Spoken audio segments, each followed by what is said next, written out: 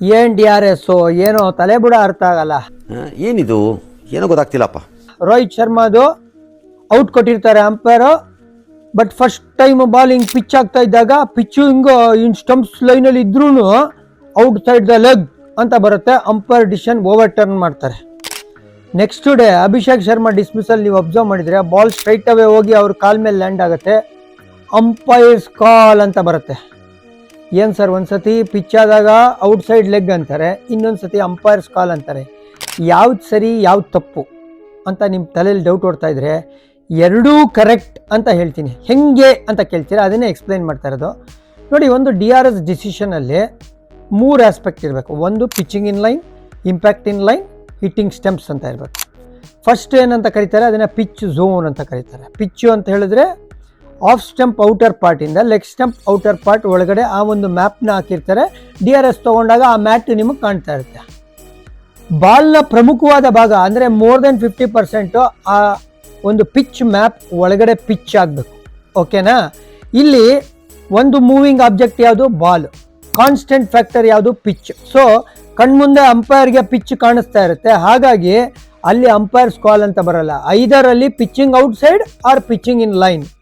So Rohit Sharma ಕೇಸಲ್ಲಿ ಬಾಲ್ನ major portion ಪಿಚ್ಚಿಂದ ಆಚೆ, ಅಂದರೆ ಆ ಮ್ಯಾಟ್ ಇದೆಯಲ್ಲ, ಪಿಚ್ ಮ್ಯಾಪ್ ಇದೆಯಲ್ಲ, ಅದರಿಂದ ಆಚೆ ಪಿಚ್ ಆಗ್ತಾ ಇತ್ತು. ಅದಕ್ಕೋಸ್ಕರ ಪಿಚ್ಚಿಂಗ್ ಔಟ್ ಸೈಡ್ ಅಂತ ಬಂತು, ನಾಟ್ ಔಟ್ ಅಂತ ಬಂತು. ಅದೇ ನಾವು ಅಭಿಷೇಕ್ ಶರ್ಮಾ ಅವ್ರ ಕೇಸಲ್ಲಿ ಏನಾಯಿತು ಅಂತ ಹೇಳಿದ್ರೆ, ಬಾಲ್ ಸ್ಟ್ರೈಟೇ ಹೋಗಿ ಅವ್ರ ಶೂ ಮೇಲೆ ಲ್ಯಾಂಡ್ ಆಗುತ್ತೆ. ಅಂದರೆ ಅಲ್ಲಿ ಕಾಲು moving object, ball moving object.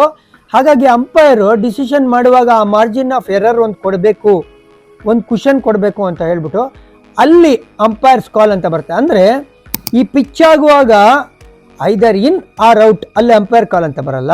ಆದರೆ ಇಂಪ್ಯಾಕ್ಟ್ ಅಂತ ಬಂದಾಗ ಅಂಪೈರ್ಸ್ ಕಾಲ್ ಅಂತ ಬರುತ್ತೆ. ಯಾಕಂದರೆ ಎರಡು ಮೂವಿಂಗ್ ಆಬ್ಜೆಕ್ಟ್ ಇರುತ್ತೆ, ಒಂದು ಬಾಲ್ ಮೂವ್ ಆಗ್ತಾ ಇರುತ್ತೆ, ಇನ್ನೊಂದು ಕಾಲ್ ಮೂವ್ ಆಗ್ತಾ ಇರುತ್ತೆ. ಆಯಿತಾ? ಆಮೇಲೆ ಸ್ಟಂಪ್ಸ್ ತಾಕುತ್ತಾ ಬಿಡುತ್ತಾ ಅದೂ ಅಂಪೈರ್ಸ್ ಕಾಲ್ ಕೊಡ್ತಾರಲ್ಲ ಸರ್, ಅದೆಂಗೆ ಕ್ಲಿಯರ್ ಕಟ್ಟಾಗಿ ಗೊತ್ತಲ್ವಾ ನಿಮಗೆ? ಇದು ಸ್ಟಂಪ್ಸ್ ಎಷ್ಟು ಅಗಲ ಇದೆ, ಎಷ್ಟು ಸ್ಟಂಪ್ ಇದೆ, ಎಲ್ಲಿದೆ ಬೇಲು ಅಂತ. ನೋಡಿ, ಬ್ಯಾಟ್ಸ್ಮನ್ ಅಡ್ಡ ಇರ್ತಾರೆ, ಬಾಲು ಹೋಗಿ ಕಾಲಿಗೆ ಬೀಳುತ್ತೆ, ಹಿಂದ್ಗಡೆ ಹೋಗಿ ಸ್ಟಂಪ್ಸ್ ಹೊಡಿಯತ್ತಾ ಇಲ್ವಾ ಅನ್ನೋದು ಅದು ಇಮ್ಯಾಜಿನೇಷನ್ನ, ಅದೊಂದು ಊಹೆ ಮಾಡಿ ಡಿಸಿಷನ್ನ ಕೊಡಬೇಕು ಅಂಪೈರ್. ಅದಕ್ಕೋಸ್ಕರ ಅಲ್ಲಿ ಮಾರ್ಜಿನ್ ಆಫ್ ಎರರ್ ಇರಲಿ, ಒಂಚೂರು ಅಡ್ವಾಂಟೇಜ್ ಇರಲಿ ಅಂಪೈರ್ಗೆ ಅಂತ ಹೇಳಿ ಸ್ಟಂಪ್ಸಿಗೆ ಬಡಿಯೋದನ್ನು ಅಂಪೈರ್ಸ್ ಕಾಲ್ ಅಂತ ಕೊಡ್ತಾರೆ. ಸೊ ಹಾಗಾಗಿ DRS ಅಲ್ಲಿ 3 ಟಿಕ್ ಆಗಬೇಕು. ಒಂದು pitching in line or outside, ಎರಡನೇದು ಇಂಪ್ಯಾಕ್ಟ್ ಇನ್ ಲೈನು, ಮೂರನೇದು ಸ್ಟಂಪ್ಸ್ ಕೊಡಿಬೇಕು ಅಂತ.